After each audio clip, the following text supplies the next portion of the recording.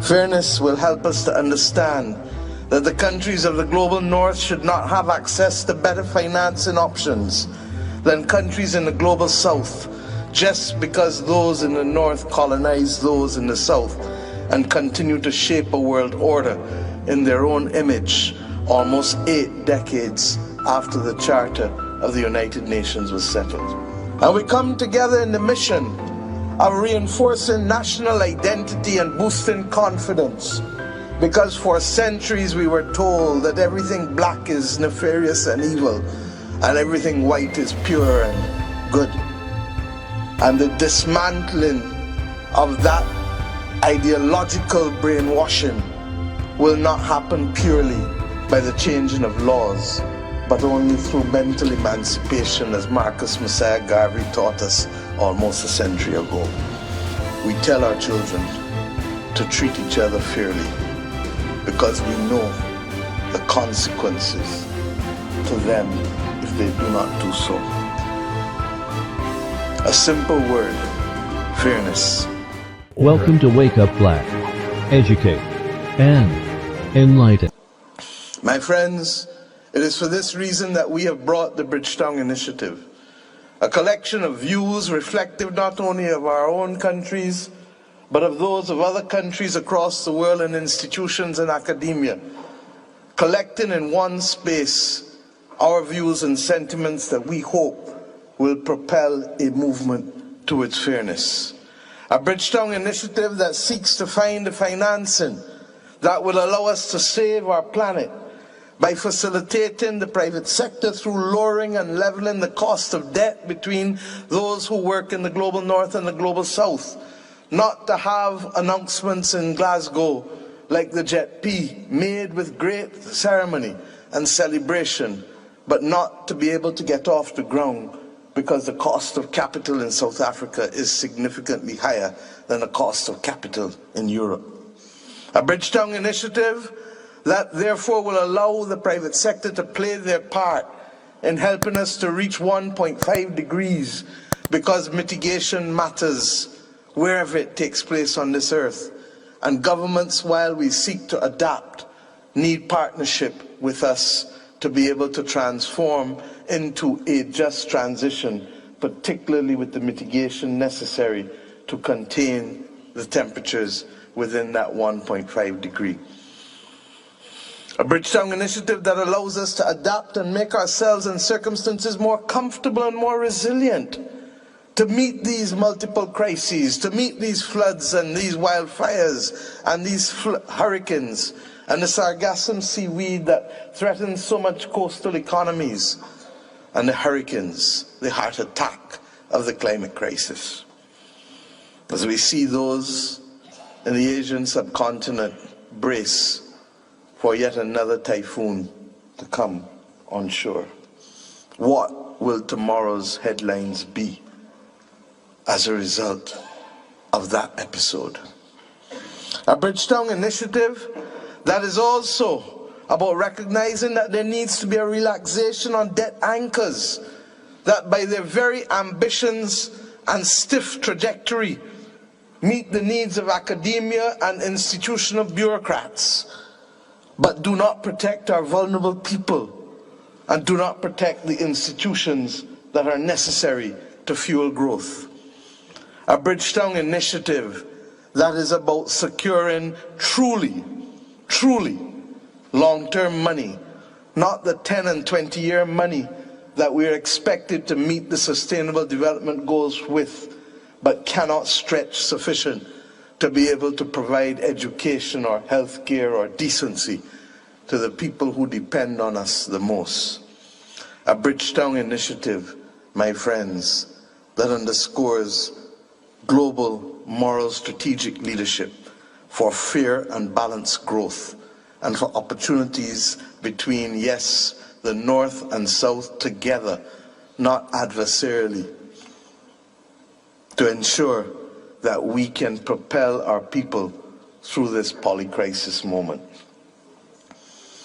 A Bridgetown Initiative that understands that the route to Paris next week to discuss a new global financial pact starts here today in Geneva at the World of Work Summit when we discuss social justice for all before settling on the accounting mechanisms. My friends, in the case of Barbados, our creed has been simple. Share the burden, share the bounty. Share the burden, share the bounty. Many hands make light work. And of course, that golden rule, do unto others as you would have them do unto you. Simple, simple precepts that if we followed them would promote fairness and social justice, solidarity and caring. For whether it is among children, as I've said, or among adults in the public sphere in the workplace, these are the principles that must respect the dignity of each human being, regardless of the circumstances, and that must be the absolute imperative upon which we build if we are to give opportunity and hope to our people. These are matters that we feel strongly about because in Barbados and in the Caribbean, we come from a history and a place where labor and human development was born out of unfairness and the most horrific treatment of human beings, not for a decade or half a decade, but for centuries. My friends, that is why we've been the place that has produced in the region so many outstanding pioneers and stalwarts of social justice over the last century. And that is why I stand here today proud, because two of my own members of parliament have played and continue to play a critical role in these discussions this week. My Minister of Labour, the Honourable Colin Jordan, and the General Secretary of the Barbados Workers' Union, the Honourable Tony Moore. They have spent the week, I am told, as recent as 1 o'clock this morning, concluding the concerns for a just transition towards an environmentally sustainable economies and societies for all that I trust that this conference will adopt tomorrow.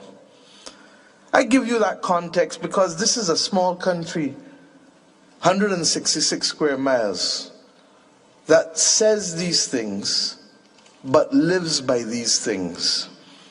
And we continue to make a difference because we believe that this is how our journey across independent statehood should shape. Seeing people, hearing people, and feeling people. We deeply understand systematic and systemic unfairness, and we deeply understand the need for social justice. And that is why I salute the mission and work, sir, of you as Director General of this institution. I am in full agreement with your call for partnership within and outside the multilateral system to ensure that those in the Global South not only have the access to tools, but indeed the requisite skills and capacity to take advantage of opportunities in the future of work. Failing that, what will be the result? Deeper inequalities, more cause for persons to hold on to things that are familiar but that may well be discriminatory, as we are seeing across all sides of the Atlantic and all parts of the world. This work of social justice within the relationship between the global north and the global south is also a work that must be done. And who better to anchor this than the ILO, the only institution that has tripartite membership globally in the UN system.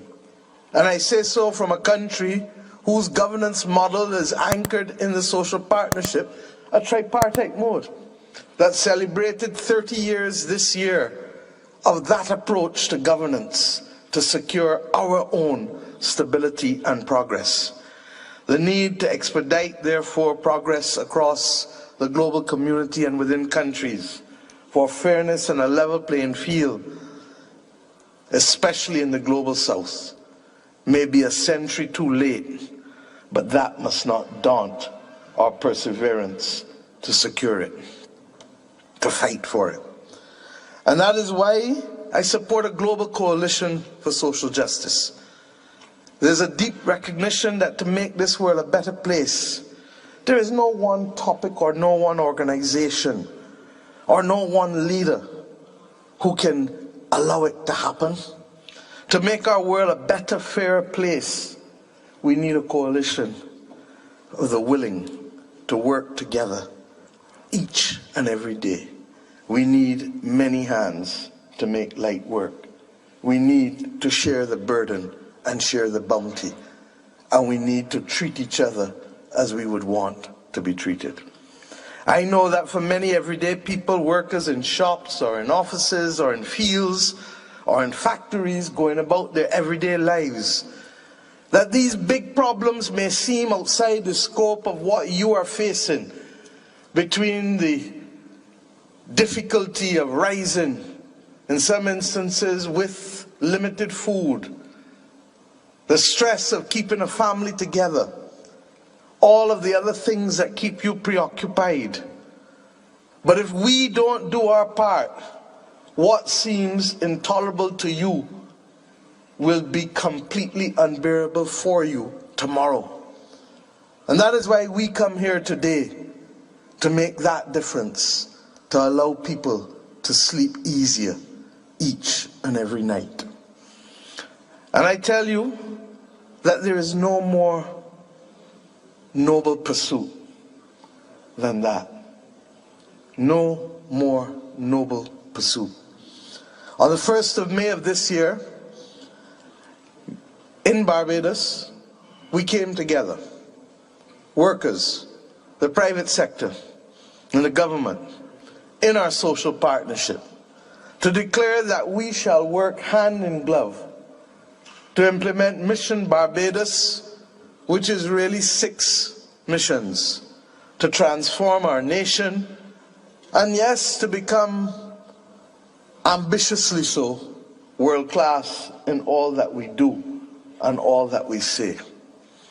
Those missions extend to playing our role in saving our planet by promoting sustainable behavior, to prioritize the blue and green activities in all that we do, because one by one we make a difference, not just in large announcements and pronouncements from stages. We come together to seek to keep our country safe and healthy, because if our people are not safe and if they are not healthy, the journey will not be made. We come together to ensure that our people do not suffer from food and water insecurity, because day by day it is through bread and water that life shall be secured. And we come together to place priority on the enfranchisement and empowerment of our workers, because it is not governments that grow. And while enterprises claim the honor of growth, it is labor that fuels the path of growth for enterprises. My friends, we come together equally in that mission to recognize that we cannot run an analog country or government in a 21st century, and that the digitization of all that we do, while being anchored in the ethical values of our time, will help give us the balance to move forward. Recognizing that perhaps the greatest evil of the digital revolution is anonymity and lack of accountability. And if we can alter that, then technology will truly be a tool of empowerment and not a platform for the destruction of humanity. When we set a common mission in our country, we have the experience of being successful. We achieve it. The evidence for us has been clear. When we came to office 5 years ago, we had less than 4 weeks foreign reserves, and the value of our dollar was at risk. And we came together, workers, the private sector, and government, with a single mission. And today, our dollar is way out of threat, of being devalued, and our people are protected from that horrendous spectacle of devaluation after devaluation after devaluation. For devaluation is not only of currency, but of lives and the quality of lives when it happens. And similarly, we came together to fight something not of our own making, a pandemic that literally decimated this world after a century of not knowing what that could be. The last experience being the Spanish flu, when none of us, I suspect, in this room were alive. And even during the pandemic, in coming together, we continue to see, hear, and feel people. For in our own country, we appointed, in spite of the difficulties that we faced, in spite of being in an IMF program, we appointed thousands of public servants as of right, who were acting in positions for 3 years or more. We introduced a minimum wage when others said it would destroy our economy if we did so. And 2-3 years later, we are still standing, as you can see. We came together to fight the battles of our time. And my government and country, Barbados, are ready today to put in the hard work, yet and yet again, to make this world fairer and to make our country fairer. Above all else, it is urgent. Fairness, trust, and accountability will be the currency needed within and across our countries globally to make that defining difference at this inflection point. As we just heard from my dear brother, President Ruto, we must summon the will and the determination and know that it is possible, because others before us were equal to the challenge, equal to the time. And those of us who have been given more than any other generation in humanity must not now believe that it is time to just be dilatory and to wait on somebody else to make that defining difference. Social justice and whatever we do must be our core driver.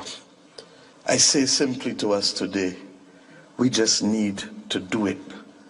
We have no other choice for the sake of humanity. I thank you.